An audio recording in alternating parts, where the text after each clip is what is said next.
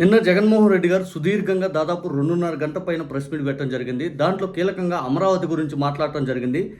అమరావతిలో జరుగుతున్న అవినీతి, మరి ముఖ్యంగా అసలు కాంట్రాక్టుల పేరుతో విచ్చలవిడిగా దోచుకునే ప్రక్రియ గురించి మాట్లాడుతూ చాలా తీవ్రమైన ఆరోపణలు చేశారు.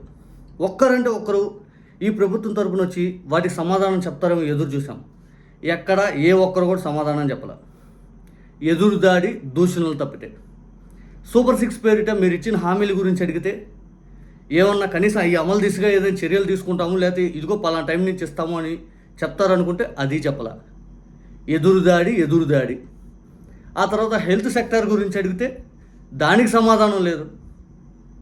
అసలు ఆరోగ్యశ్రీ నిర్వీర్యం చేసేసారంటే దానికి కూడా అసలు కనీసం ఆయన మినిస్టర్ వచ్చేసి నీ హయాంలో ఏం చేశారు? ఆయన హయాంలో ఆరోగ్యశ్రీ చక్కగా చేశారు కాబట్టి, మీ హయాంలో చక్కగా లేదు కాబట్టి జనాలు ఇబ్బందులు పడతా తీవ్ర అవస్థలు పడతా ఉంటే దాని గురించి కనీసం హాస్పిటల్లో మీ దగ్గరకు డబ్బులు అడుగుతుంటే తిరిగి వాళ్ళ దగ్గర నుంచి వడ్డీలు వసూలు చేస్తుంటారు. మనకు ఎవరైనా అప్పియాల్సి ఉంటే మనం అవతలకి ఏదో వడ్డీ కడతామా? ఆ పరిస్థితి ఇప్పుడు హాస్పిటల్లో ఏంటంటే గవర్నమెంట్ మాకు ఇవ్వాల్సిన డబ్బులు ఇవ్వండి అని అడుగుతుంటే వాళ్ళు ఏం చేస్తున్నారు తెలుసా? వేరే వాళ్ళ దగ్గర నుంచి అప్పు తీసుకొని ఆ అప్పు వీళ్ళ మీద వడ్డీ వేస్తున్నారు హాస్పిటల్ వాళ్ళ పైన. ఇంకా వాళ్ళు చక్కగా ట్రీట్మెంట్ ఏం చేయగలుగుతారు? క్వాలిటీ ఆఫ్ ట్రీట్మెంట్ ఎక్కడ ఉంటుంది? దీని మీద అడిగితే సమాధానం లేదు. రైతుల సమస్యల గురించి అడిగితే సమాధానం లేదు. మహిళల పైన అఘాయిత్యాల గురించి అడుగుతుంటే సమాధానం లేదు.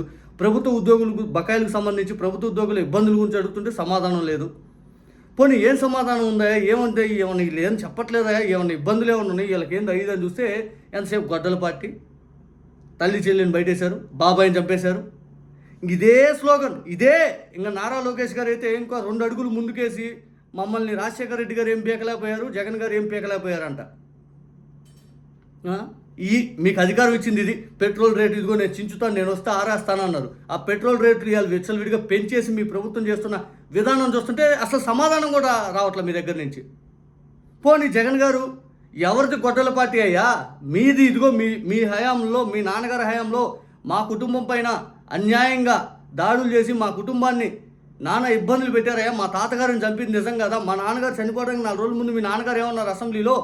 లేదు, ఎవరైతే మా బాబాయిని మీ హయాంలో జరిగిన ఇన్సిడెంట్ కాదా అని చెప్పి వంగవీటి మోహన్ రంగా గారి గురించి ప్రస్తావిస్తూ, దశరథ్ రామ్ గారి గురించి ప్రస్తావిస్తూ, మల్లెల బాబ్జీ గారి ఇన్సిడెంట్ ప్రస్తావిస్తూ బాలకృష్ణ గారిని రాజశేఖర్ రెడ్డి గారు నాడు సేవ్ చేశారు.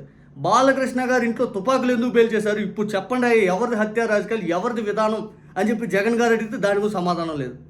మళ్ళీ నిన్న నారా లోకేష్ గారు జగన్ గారు ప్రెస్ మీట్ తర్వాత గొడ్డల పార్టీ, భాస్కర్ అవార్డు, అట్టా ఇట్టా ఇదిదా. అబ్బో నారా లోకేష్ గారు మీకు తెలియట్లేదు కానీ ఈ అధికారం అనే ఫోబియాలో మీరు చాలా మిమ్మల్ని ఎక్కువ ఊహించుకుంటున్నారు. పబ్లిక్లో ఏదో టాక్ నడుస్తుంది. మీకు తెలియట్లా నేనేదో అచీవ్ చేసేసాను, నా అంత వీరుడు లేరని మీరు అనుకుంటున్నారు. కానీ నిజంగా పబ్లిక్ నుంచి గ్రౌండ్ లెవెల్ సర్వే రిపోర్ట్ తెప్పించుకోండి. ఈ రోజు ఉన్న పరిస్థితి, మిమ్మల్ని మీరు గత 5 ఏళ్లలో ప్రతిపక్షంలో ఉన్నప్పుడు మీ బిహేవియరు, ఇప్పుడు అధికారంలోకి వచ్చాక మీ బిహేవియర్ చూస్తుంటే పబ్లిక్లో చాలా తేడాగా ఉంది. ఒకసారి మీరే రిపోర్ట్ తెప్పించుకొని చూసుకోండి. ప్రతి ఒక్కరు ఈరోజు మీ అహంకారపూరితమైన మాటలు వింటా ఉన్నారు. మీరు రెడ్ బుక్ పేరిట నేను తిప్పుతాను, ఏం చేస్తారు చూస్తాను, లాస్ట్ పేజీ తిప్పుతాను, ఆ పేజీ తిప్పుతాను, మీరు మాట్లాడు అవి తీసుకోలేక నేను ఇస్తా 99 పైసలు భూములు, అదేదో ప్రభుత్వ సొమ్ము అయితే నేను ఇచ్చేది ఏందని అది జీర్ణించుకోలేకపోతున్నారు ప్రజలు.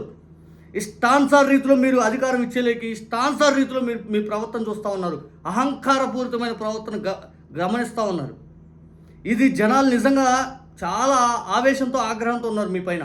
ఎందుకంటే మీరు చేస్తున్న విధానం, మీరు పబ్లిసిటీకి ఇచ్చే ప్రిఫరెన్స్ కనీసం ఇదిగో రియాలిటీగా ఆరోగ్యశ్రీని బాగు చేద్దాం, హెల్త్ సెక్టర్ తర్వాత ఎడ్యుకేషన్ సెక్టర్ బాగు చేద్దాం, అగ్రికల్చర్ సెక్టర్ బాగు చేద్దాం, లేకపోతే పెట్టుబడులు పూర్తి స్థాయిలో తెచ్చి ఉపాధి కల్పించి ఆలోచన చేద్దాం. ఎంతసేపు జగన్ గారి హయాంలో ఉన్న ఎంఓఏలు మళ్ళీ మార్చి ఇది తెచ్చాం అని చెప్పి మనం ప్రజల ముందు చూపించుకునే ప్రయత్నం తప్పితే ప్రజలకు తెలీదా మీరు దావోస్ నుంచి ఒక్క 10 పైసలు బిల్ల తేలేదని? ఇదే దావోస్కి వెళ్ళి 2025, 26కి ఎన్ని పెట్టుబడులు తెచ్చారు చెప్పండి? ఎన్ని పెట్టుబడులు తెచ్చారు? ఏమన్నా అడిగితే బాబాయ్ గొడ్డలి. నిన్న జగన్ గారు అంత సుదీర్ఘమైన ప్రెస్ మీట్ పెడితే ఎన్నిసార్లు మీరు ఏం మాట్లాడారు? ఒకటే సింగిల్ ఎజెండా మీది. జగన్ గారి పైన ఏ స్టేట్మెంట్ ఇద్దామంటే గొడ్డలి పార్టీ. జగన్ గారు ఏమనాలి, వైఎస్ఆర్ కాంగ్రెస్ పార్టీని ఏమనాలంటే బాబాయిని చంపేశారు. జగన్ గారు లేకపోతే వైఎస్ఆర్ కాంగ్రెస్ పార్టీ గురించి ఎవరైనా మాట్లాడితే విపరీతమైన కేసులు. ఇక సింగిల్ స్టేట్మెంట్. ఇంకా టీడీపీ స్టేట్మెంట్ ఏంటంటే అంతర్లీనంగా వాళ్ళు చెప్పాలనుకుంది ఒకటే, మా విధానం ఇది, మా అహంకారంతో ఉన్నాం, మాకు అధికారం ఇచ్చారు, మీకు 11 ఇచ్చారు, మిమ్మల్ని ఆడ కూర్చోబెట్టారు, మమ్మల్ని ఎవరు మీరు అడిగేవాళ్ళు, ప్రజల పక్షాన్ని ఎవ్వరు మమ్మల్ని అడటం లేదు, మా విధానం ఇదే, మేము ఇలాగే ఉంటాం అనే ధోరణితో వెళ్తూ ఉన్నారు. ప్రతిపక్షంగా ప్రజల తరపున అడిగే ఏకైక పార్టీ వైఎస్ఆర్ కాంగ్రెస్ పార్టీ. ఈరోజు రాష్ట్రంలో ఏ ఒక్కరు కూడా ఈ ప్రభుత్వాన్ని క్వశ్చన్ చేసేవాళ్ళు లేరు. అందరినీ మీ జేబుల్లో పెట్టేసుకున్నారు.